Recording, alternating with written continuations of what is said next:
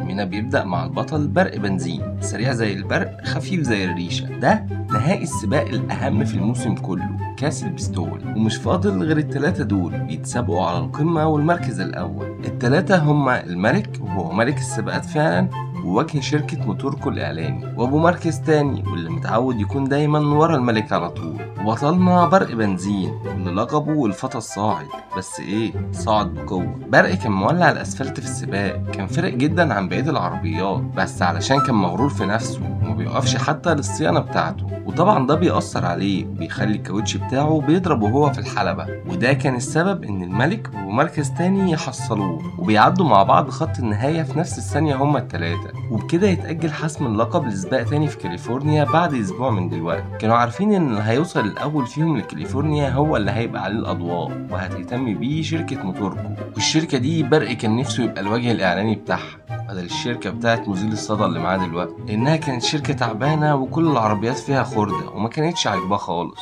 برق بيروح لجاز وده يبقى المقطورة اللي بتنقله على الطريق، بيطلب منه إنه يفضل ماشي طول الليل من غير أي راحة، ويطمنه وبيقوله إن هو هيسهر معاه علشان ما ينامش منه على الطريق. طبعا شوية وبنسمع صوت شخير بنزين اللي ساب جاز لوحده في الطريق. بيظهر شوية عربيات طايشة على الطريق بالليل وبيلاحظوا إن جاز نايم وهو ماشي، فبيقعدوا يلعبوا على الطريق، وده بيخليه ينزل برق في وسط الطريق وهو مش حاسس وبيكمل الطريق من غيره. بيصحى برق وبيلاقي نفسه في قلب الطريق والعربيات كانت هتشلوحه. بيتوه بعدها وهو بيدور على جاز وبيدخل طريق فرعي، بيجري بسرعة علشان يلاقي جاز، بس في شرطي بيشوفه وهو بيجري وبيروح وراه. بيفضل الشرطي يطارد في برق اللي كان فاتح على الخامس، بيتكعبل في سور سلك وبيدخل بلد وبيقعد يخبط فيها وبيبوظها على الآخر، وكمان بيبوظ الطريق بتاعها. في الآخر بينجح الشرطي إن هو يقبض عليه. تاني يوم الصبح جاز كان وصل لكاليفورنيا وهو ما يعرفش إن برق تاه منه. الصحافة والإعلام بيتفاجئوا إن برق مش في المقطورة بتاعته، وبتبدأ الأسئلة من الكل عن مكان برق بنزين البطل المرتقب. برق بقى كان بياخد تعسيلة في جراج قديم في البلد اللي هو بهدلها، وساعة ما بيصحى بيلاقي قدامه ماطم ونش قديم ومصدي بس عسلية. بيجي الشرطي علشان ياخد بنزين على المحاكمة بتاعته، طبعا بسبب اللي هو عمله بالليل. بيروحوا للمحكمة والقاضي بتاعهم كان اسمه دوج، واللي كان مستحلف العربية اللي بوظت المدينة كلها، وكان ناوي يرزعه حكم مشدد. بس الغريبة بقى ان هو اول ما شاف برق اداله براءة، وبيقول له الشرطي يطلعوا بره البلد بتاعتهم بسرعة. ساعتها بتدخل سالي، عربية محندقة كده، واضح ان هي عجبت برق من اول ما شافها. بس سالي بتطلع مش سهلة خالص وبتخطب في الناس وبتقول لهم ان مش هينفع نسيبه يمشي بعد ما بوظ نبع رادياتير المدينة العريقة واللي ليها تاريخ كبير. الناس بتتفاعل معاها، وساعتها بيسمع كلامهم القاضي ويحكم عليه ان هو لازم يصلح الطريق اللي هو بوظه. بنزين ما كانش مصدق اللي بيحصل له، وخصوصا بعد ما شاف بيسا دي المكنة اللي هيرصف بيها الطريق، وكمان شاف ان الطريق اللي بوظه كان كبير جدا وهياخد منه وقت طويل على ما يخلصه. ماطم الذكاء ما كانش نقطة قوته، قبل ما يربطه في بيسا بيفك الكلبش بتاعه. طبعا برق ساعتها قام طاير وكان فرحان جدا ان هو خد حريته من تاني، بس بدأ بعدها ان هو يقطع ووقف خالص، ده لانهم كانوا عارفين ان هو ممكن يعمل كده ومفضيين له تانك البنزين بتاعه. بيرجعوا الشرطي من تاني لبيسا علشان يبدأوا شغله في الطريق. شوية وبنلاقي ان في عربيتين دخلوا البلد، وواضح ان هم دخلوها بالغلط. اهل البلد ما همهمش وحاولوا ان هم يسوقوا لهم اي منتج من بتوعهم، لانه واضح ان هم محرومين زباين. بنزين بيعرف ان ابو مركز تاني وصل لكاليفورنيا خلاص، وبيتخيل ساعتها ان الاضواء عليه وشركة موتوركو بتمضي معاه عقد رعاية. بيشغل برق ساعتها كل الاحصنة بتاعته وبياخد بيسا وبيسافر الطريق كله مرة واحدة، او بمعنى اصح بيكروت الطريق كله علشان نبقى واضحين. الدوك طبعا ما بيعجبوش الكلام اللي هو عمله ده، فبيقول له انت هتكسر اللي انت عملته كله وتسافلته من تاني. برق بيقول له انا مش عربيه مصديه عشان تشغلوها في الكلام ده، انا سياره سباق متطوره. الدوك بيقول له تمام، يبقى نتسابق انا وانت، ولو انا كسبتك هتعمل اللي انت قلت عليه، ولو انت اللي كسبت هتمشي من غير ما تعمل اي حاجه. طبعا برد ما بيصدق ان هي تجيله فرصه زي دي وبيوافق على طول، وبيجهزوا للسباق. وبيبدا السباق فعلا ببرق وهو بيشق تراب الصحراء زي السيف. الدوك كان بيتمشى هو وماطم لانه كان عارف ايه اللي هيحصل. برق بيجي ياخد ملف ترابي بيلاقي نفسه معرفش، وبيقع من فوق على صبار والاشواك بتظبطه. الدوك بيخلي ماطم يسحبه، وبيروح بعد ما خسر لحبيبته بيسا علشان يكملوا طريقهم سوا. تاني يوم بيصحوا بيلاقوه خلص جزء من الطريق، وكانوا فرحانين جدا بيه. برق بقى كان هناك في الملف الترابي بيحاول ان هو يعديه، وكل ما يجرب بيقع تاني.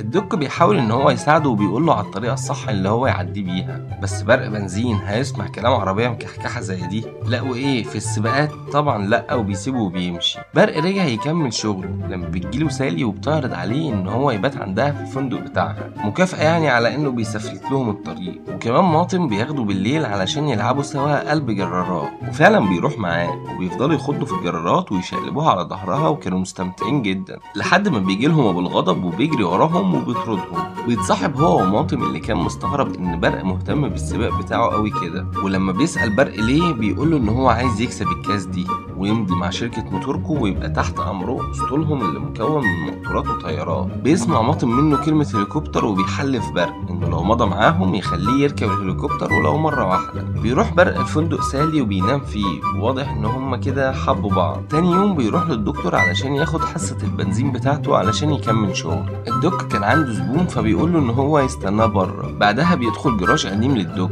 وبيلاقي جوه كده بكل بساطة كاس بيستول اللي هو اصلا قاعد بيحلم بيه. بيعرف ان الدك ده مش عربية عادية كده، ده بطل قديم اسمه الدبور المرعب، وانه كسب كاس البستول 3 مرات. بيروح لاهل البلد علشان يقول لهم ان الدك يبقى سيارة سباق مشهورة جدا زمان، بس طبعا كلهم بيضحكوا عليه وما بيصدقوهوش. بعدها سالي بتزود له بنزين وبتقول له ان هو هيروح معاها في مكان عايزة توريهوله. برق ساعتها كان معاه بنزين بزيادة وكان ممكن يهرب من البلد، بس هو ما بيرضاش لانه خلاص واضح ان هو حب سالي وكمان الناس اللي في البلد. سالي بتاخده معاها وبيروحوا عند فندق قديم، وبتحكي له ان هي كانت محامية مشهورة جدا في لوس أنجلوس، بس قررت بعدها ان هي تقعد هنا مع الناس الحلوين دول. وبتحكي له على قصة نبع رادياتير وانها كانت احسن بلد بتقدم خدمات على الطريق السريع الرئيسي، بس من ساعة ما عملوا طريق تاني وبقى هما طريق فرعي بقت قرية مهجورة ومحدش بيفتكرها. برق لما رجع لقى الدك بيتسابق مع نفسه، وساعتها بنزين بيقول له ان هو معجب بيه جدا. بيروحوا معاه على الجراج بتاعه، والدك بيقول له انه مش عايز يفتكر ايام زمان دي خالص، لان هو ما اعتزلش في قمة نجاحه زي ما برق كان فاكر. لا خالص، القصة ان هو عمل حادثة كبيرة جدا،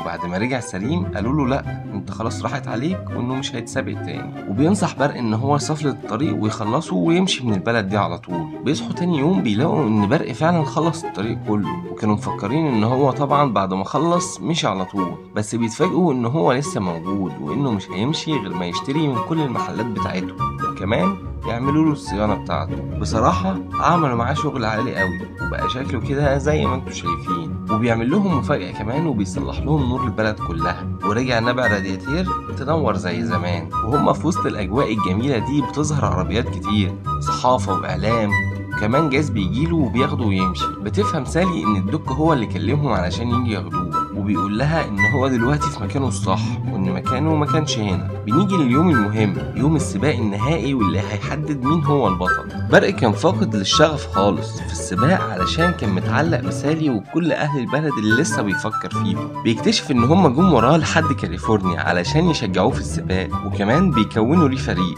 الدك بيبقى المدرب والباقي بيبقوا اطقم الصيانه وتغيير العجل بتاعه. الحلبة كلها ما كانتش مصدقة ان الدبور المرعب رجع من تاني، وكمان هو اللي بيدرب برق بنزين. برق ساعتها بيشد جامد في السباق، بس ابو مركز تاني بيعمل حركة وحشة وبيخبط في الملك وبيخليه يعمل حادثة ويتكسر. بنزين بيفتكر حادثة الدك زمان وبيقف قبل خط النهاية بمفيش، وسابه مركز تاني هو اللي يكسب. وبيرجع هو للملك وبيساعده علشان ينهي السباق، لان اخر سباق للملك لازم ينهيه بطريقة كويسة مش يطلع متشال من الحلبة. طبعا باللي عمله برق ده الناس كلها كانت بتهتف باسمه ومش مركزين مع ابو مركز تاني اللي فاز المرة دي. حتى شركة موتوركو بتسيبه وبتروح لبرق تعرض عليه ان هو يمضي عقد رعاية معاه. برق بيرفض العرض بتاعهم وبيقرر ان هو يفضل مع شركته بتاعة العربيات المصدية، بس بيطلب منهم لو ينفع ينفذوا له طلب، وبيبقى اللي طلبوا منه ماطم صاحبه، وفعلا بيركبوه الهليكوبتر وبيبقى مش مصدق نفسه. ونبع رادياتير بيرجع تاني لمجده بسبب ان هي البلد اللي كان فيها برق بنزين المشهور وهو تايه. وبرق بيرجع لسالي تاني وبيعيشوا سوا في سعادة. اهلا بيكم اصدقائي،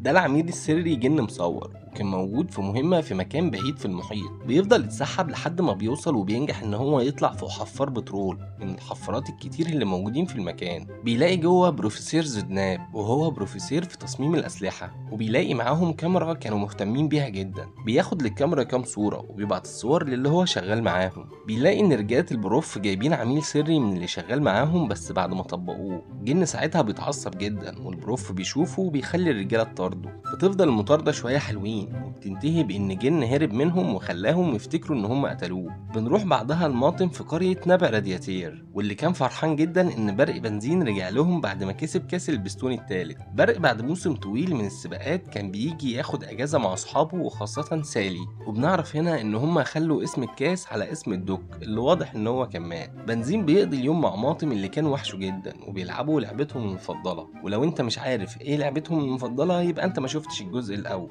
اتفضل روح شوفه يلا هتلاقيه على القناه. بعدها بنزين بيقول له انه عايز يتعشى مع سالي لوحدهم، رومانسيه بقى وكده. ماطم ما كانش عايز يسيب بنزين علشان كده عمل نفسه جرسون في المطعم اللي هم هيتعشوا فيه. بيظهر على التلفزيون واحد اسمه السير اميال، وهو اول عربيه تحاول تلف العالم كله. بيحصل له مشكله في الطريق وبيضطر ان هو يستبدل البنزين العادي اللي هم بيمشوا بيه بحاجه اسمها الوقود الطبيعي، وكان هو اللي عامله. بعد ما بيرجع بيقفل شركات البترول بتاعته وبيحول كل حاجه للوقود الطبيعي ده، وكمان بيقول ان هو حول المكنه بتاعته من بنزين لكهرباء وبدا ينتج في الوقود دون واسمه اورانول. علشان يسوق الوقود البديل ده بيعمل سباق كبير جدا، بيدعي اكبر سيارات السباق في العالم كله، بس ما كانش عارف يوصل لبرق علشان كان في اجازه. ده بقى فرانشيسكو واحد من المتسابقين في السباق، وكان بيتكلم على ان برق مش هيعرف يسد معاه في السباق. طبعا ماطم ما استحملش الكلام ده على صاحبه، اتصل بالبرنامج علشان يدافع عنه، بس تقدر تقول كده ان فرانشيسكو غسله. على دخلة مين بقى؟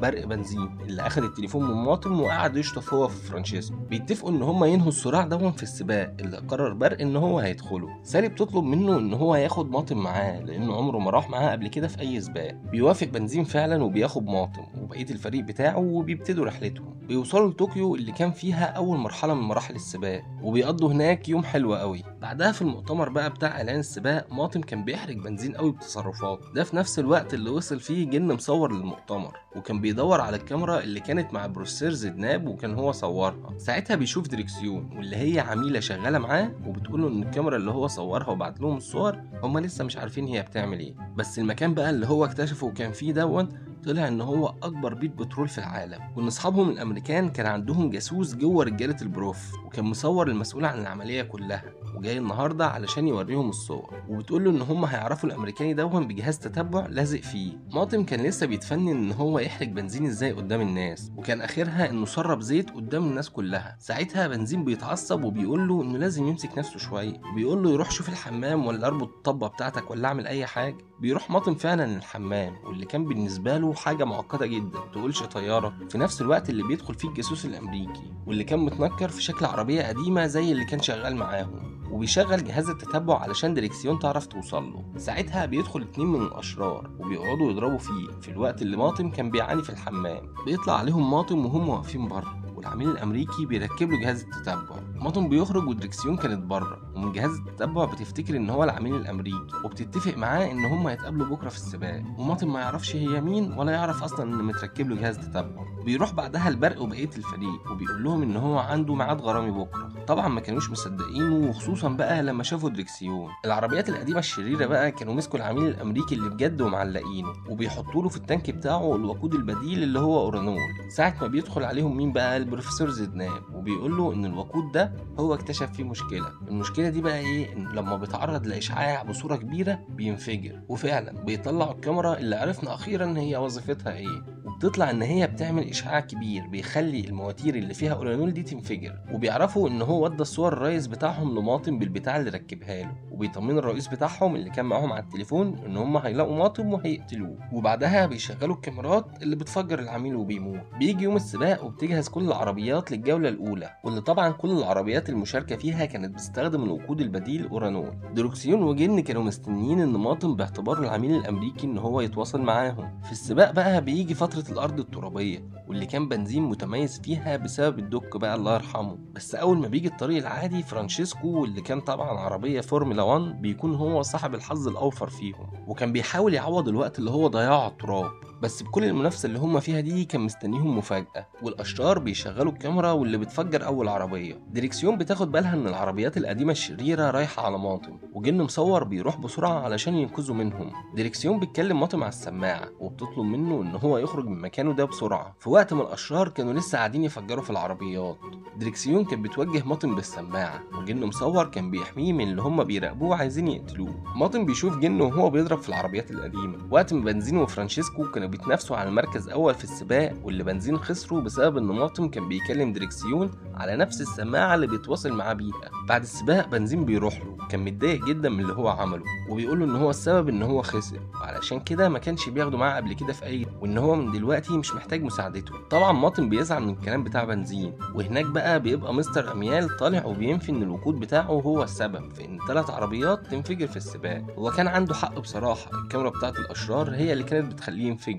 السباق كان لسه ليه مرحلتين كمان، بس ماطم راح المطار وكان مقرر ان هو يرجع لبلده تاني، بس بتكون العربيات القديمه لسه بتراقبه لحد المطار. بس جن مصور بيلحقه قبل ما يسافر وبيتكلم معاه وبيعرفه بنفسه شويه، وبتهجم عليهم العربيات الشريره وبيقدروا ان هم يهربوا ويركبوا الطياره بتاعت جن مصور. بياخدوا من ماطم الجهاز اللي كان فيه صوره الشرير، بس بيطلع ان هي صوره الموتور بتاعه بس مش صورته هو. كل ده ولسه ما عرفوش ان ماطم مش هو العميل الامريكاني اللي هم كانوا مستنيينه، وده لان خبرته في العربيات كانت بتخليه يجاوبهم على اسئله هم مش عارفين اجابتها، زي مثلا ان هو اللي راحت في صوره الشرير قطع غيار نادره. فبيقرروا ان هم يروحوا باريس للتاجر اللي بيبيعها علشان يسالوه على صاحب الصوره، وفعلا بيروحوا باريس وبيقابلوه، والتاجر بيقول لهم ان هو بيتعامل معاه بالتليفون بس، وانه بيطلب قطع غيار كتير لان رجالته من العربيات القديمه المكحكحه. بس كان عنده معلومه حلوه بقى، ان هم عندهم اجتماع سري بعد يومين 2 في ايطاليا، واللي كان فيها المرحله الثانيه من السباق.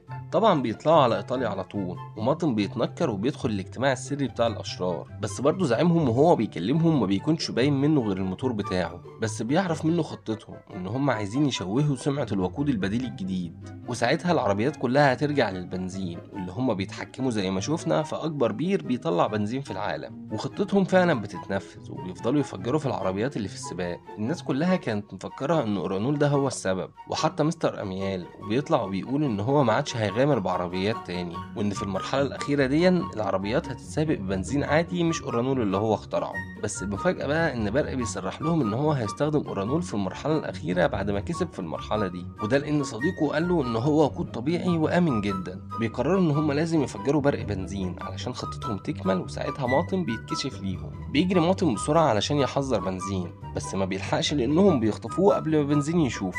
بيتمسك هو ودريكسيون وجنه مصور وبيعلقوه، كانوا عايزينهم يتفرجوا عليهم وهم بيفجروا بنزين وبيكملوا خطتهم للاخر. بس لما بيضربوا بالكاميرا الشعاع على بنزين ما بيتاثرش بيه وما بينفجرش، فبيقرروا ان هم يفعلوا الخطه البديله، وهي انهم يفجروه بقنبله. بس ماطم ساعتها من خوفه على صاحبه بيقدر ان هو يفك نفسه وبيجري علشان ينقذه، بس جن ودريكسيون بيعرفوا ان الاشرار هم اللي سابوه يهرب علشان حاطين فيه قنبله، وان هو لما يروح يحذر برق هتنفجر فيهم هما الاتنين ويموتوا. ماطم قبل ما يوصل لبنزين دريكسيون بتعرفه ان جواه قنبله، فبيفضل يجري من بنزين اللي بيجري وراه علشان يعتذر له على الكلام اللي هو قاله له. بيبقى فاضل دقايق على القنبله، بس ماطم كان فهم كل حاجه ساعتها، وبيروح لاميال صاحب اورانول وبيتهمه ان هو الراس الكبيره وهو اللي مدبر كل ده، وانه اخترع اورانول علشان يسوق سمعته. وبعدها الناس تتجه للبنزين اللي هو كان لقاه في المحيط وهو بيلف العالم، وفعلا بيبقى كلامه صح، واميال بيعطل القنبله اللي كانت في ماطم بصوته. ولما بيفتحوا الكبوت بتاعه بيلاقوا ان هو الموتور بتاعه هو اللي في الصوره، وان هو فعلا الشرير. شكل ماطم طلع بيذاكر من ورانا ولا ايه؟ ماطم بيتصالح مع صاحبه بنزين وبيتكرم من ملكه انجلترا وبياخد لقب سير، وبيرجعوا تاني كلهم لنبع رادياتير علشان يحكوا مغامرتهم. بس السؤال المهم بقى هنا، ازاي بنزين ما انفجرش من الجهاز زي بقيه العربيات؟ وده يا سيدي بقى لان فول تانك صاحبه كان بدل الوقود بتاع اورانول بالوقود الطبيعي اللي هو كان عامله. وفي الاخر بيرجع جن ودريكسيون لمهمتهم، وماطم وبنزين للحياه تاني في نبع رادياتير. شكرا ليكم. سريع زي البرق، خفيف زي الريشه، ده يبقى برق بنزين، واللي فضل سنين مسيطر على ساحة سباق السيارات وكان هو البريمو فيها. وطبعا لأن دوام الحال أكيد من المحال بيظهر متسابق جديد اسمه جاكسون ستورم. ستورم كان جيل جديد من سيارات السباق المتطورة، وده كان مخليه سريع قوي عن القدام، وده كان السبب اللي بيخلي ستورم فعلا يكسب كل السباقات اللي هو بيدخلها. ومع بداية عصر جديد لسباق السيارات، أصحاب بنزين القدام اللي زيه بقى يعتزلوا واحد ورا التاني كده، لحد ما بيوصل لحال بنزين إن هو بيلاقي نفسه لوحده في السباق، وكل اللي معاه كانوا من الجيل الجديد. ساعتها بنزين بيكابر وبيشد بزيادة علشان يعرف يجاريهم، بس ده بيخلي الكاوتش بتاعه يضرب وبيعمل حادثة كبيرة شبه حادثة دوك زمان. بنروح بعد 4 شهور وبنزين كان رجع لحالته من تاني بعد الحادثة اللي هو عملها. كان بيفكر في الدوك والحادثة اللي حصلت له وإنه إزاي عاش بعدها، بس الوضع هنا كان مختلف شوية. الدوك بعد الحادثة ما كانش عنده فرصة ان هو يرجع للسباقات، بس بنزين لسه قدامه فرصة ان هو يرجع تاني. بس هل هو فعلا عايز يرجع للسباق؟ بعد شوية تفكير بيقرر بنزين ان هو يرجع للسباقات تاني، وبيروح علشان يشوف الشركة الراعية بتاعته. بيلاقي ان الشركة اتباعت لواحد اسمه ستيرلينج، وبيودع الرعاة القدام واللي معدوش هيشوفوا بعض خلاص. وواضح كده ان الدنيا كلها بتتغير من حوالين برق بنزين. ستيرلينج ده بقى يا سيدي بيطلع من معجبين برق بنزين، وحاطط صورته وبطولاته في كل مكان. بيقول له ان هو عايز يعمل معاه مستقبل جديد، وان هو هيساعده علشان يرجع من تاني. بيجيب له افضل مدربة موجودة علشان تدربه، واحدث الاساليب علشان يبقى في سرعة العربيات الجديدة. وبيبدأ فعلا برق يتدرب، بس كان عايز يجرب المحاكي الجديد الاول. المدربة بتاعته ما كانتش شايفة ان هو لسه يقدر، بس هو كان مصمم على كده، وفعلا كلامها بيطلع هو اللي صح، وبنزين بيدمر المحاكي كله. ستيرلينج بيقول له انه بسرعته وبأدائه دول مش هينفع ان هو يخش السباق للاسف، بس بنزين بيوعده ان هو لو دخله السباق مش هيخسر ابدا، وانه كمان هيتدرب زمان زي ما كان بيعمل مع الدوك على ارض الرمل علشان يخلي اداؤه يبقى احسن بكتير. ستيرلينج بيقول له ان هو هيدخله في سباق فلوريدا، وانه لو ما كسبش يبقى خلاص كده مفيش سباقات تاني، وبشرط كمان انك تاخد المدربة كروز اللي انا جايبها لك علشان تدربك، احنا مش دافعين فلوس في الارض يعني. بيروحوا فعلا علشان يتدربوا، بس المشكلة ان كروز اصلا ما كانتش بتعرف تسوق على الرمل، فبيفضل بنزين طول اليوم هو اللي يعلم فيها. انا مش فاهم مين اللي بيدرب مين، بس برضه بعد ما بيدربها بيبقى اداؤه هو اللي مش حلو وهي كمان بتكسبه. فبيقرروا ان هم يروحوا الحلبة حقيقية وقريبة علشان يتدربوا مع عربيات بجد، وفعلا بيروحوا الحلبة وبيشتركوا في السباق. بس طبعا كل ده وهو كان متنكر علشان محدش يعرفه، ده برضه برق بنزين. بس المفاجأة بقى انه مطلعش سباق عادي كده، لا ده سباق تكسير عربيات. وخلاص كان هو وكروز بقى قدام الامر الواقع وفي قلب السباق.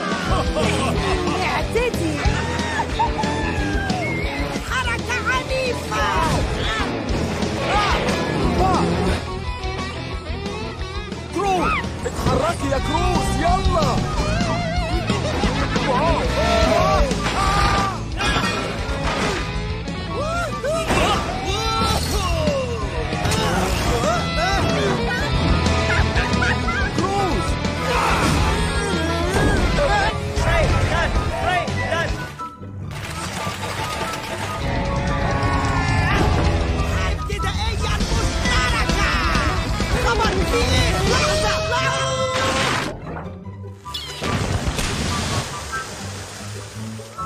بعد اللي شفناه ده، كروز هي اللي فازت بالسباق واخدت كاس وكانت فرحانه بيه جدا. بس بنزين كان متعصب وبيقول لها ان كل ده وقت بيضيع منهم، وان هو لسه ما جهزش للسباق اللي هيبقى تقريبا اخر سباق في عمره. وبيقول لها ان هي عمرها ما هتحس بيه لانها مش سياره سباق زيه ومجرد مدربه. كروز بتقول له ان وهي صغيره كان نفسها تطلع زيه سياره سباق، وانها كانت اسرع عربيه في بلدها، بس ما كانش عندها ثقة في نفسها، وده بقى اللي خلاها تبقى مدربة بس مش متسابقة وبتسيبه وبتمشي. بيتفرج بنزين بعدها على الأخبار، ده طبعا بعد ما اتكشف بنزين في سباق التحطيم وعرفوا ان هو العربية المشهورة. والأخبار بتتكلم ان هو شكله كده عايز يرجع تاني، وانه لو فعلا عايز يرجع لازم يعرف ان نسبة فوزه هتكون صغيرة جدا وتقريبا شبه معدومة. بنزين بيتضايق من الكلام ده جدا وبيتصل بصاحبه ماطم علشان يتكلم معاه، وهو بيتكلم معاه بيقوله انه نفسه لو يتكلم مع الدوك ولو 5 دقايق بس. ماطم بيقوله طبعا لو كان موجود كان دربك كويس زي ما هو اصلا كان متدرب كويس. ساعتها بتيجي فكرة البرق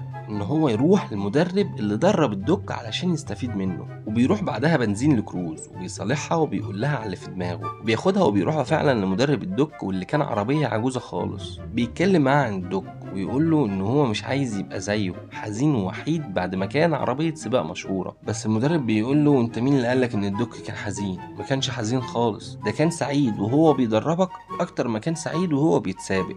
كلام المدرب مع بنزين بيحفزه جدا ان هو يتدرب تاني، وبيفضل هو وكروز يتدربوا تدريبات صعبة وكتير مع بعض، وخلاص ما كانش فاضل حاجة على السباق، فبيقرر ان هو يعمل سباق تجربة قبل ما يلعب السباق اللي بجد. ولو انت متوقع ان هو بعد التدريبات والتعب ده كله وان هو بقى كويس وهيكسب، احب افاجئك انه لا، ده خسر، وخسر قدام كروز اللي كسبته بسهولة. بيحبط بنزين خالص وبيشكر فريقه، وبيروح برضه السباق وهو عارف انه ملوش اي فرصة ان هو يكسب. بيبدأ السباق وبنزين فعلا كان مستواه كويس، لحد ما بيسمع ستيرلينج في السماعة وهو بيزعق لكروز علشان ترجع مركز التدريبات، انما هي كانت عايزة تقف تتفرج على السباق لحد ما يخلص. بنزين بيفتكر كلام كروز ليه وانها كان نفسها تبقى سيارة سباق زيه بس ما عندهاش الشجاعة. بنزين بيكلمها وبيخليها ترجع، وبيتكلم معاها وبيقول لها ان هو هيضحي بفرصته الأخيرة ويخليها هي اللي تكمل السباق مكانه. فعلا بتدخل كروز بس كانت خايفة في الأول، لحد ما بنزين بياخد مكانه كمدرب ليها وبيحفزها. ساعتها كروز بتفتح على الخامس وبتنطلق معدية كل العربيات لحد ما بتوصل للمركز الثالث. ساعتها بيرجع ليها ستورم وبيحطم نفسيتها وبيقول لها ان انت عمرك ما هتبقي سيارة سباق زينا. ساعتها كروز فعلا كانت خلاص هتستسلم،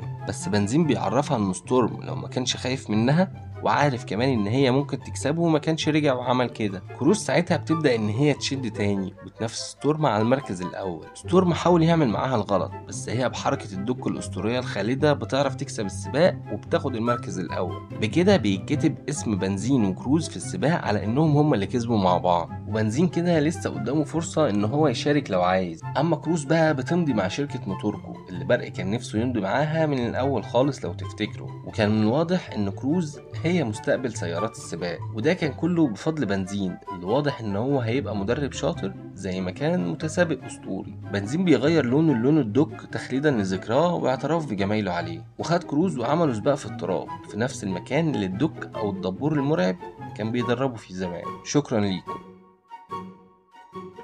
لما وصلت لنهاية فيلمنا يبقى حبيتنا ولازم تشترك عندنا، وعيلة في كلمة ونص هتزيد بيك واحد، وما تنساش تفعل الجرس علشان يظهر لك الفيديوهات بتاعتنا أول بأول.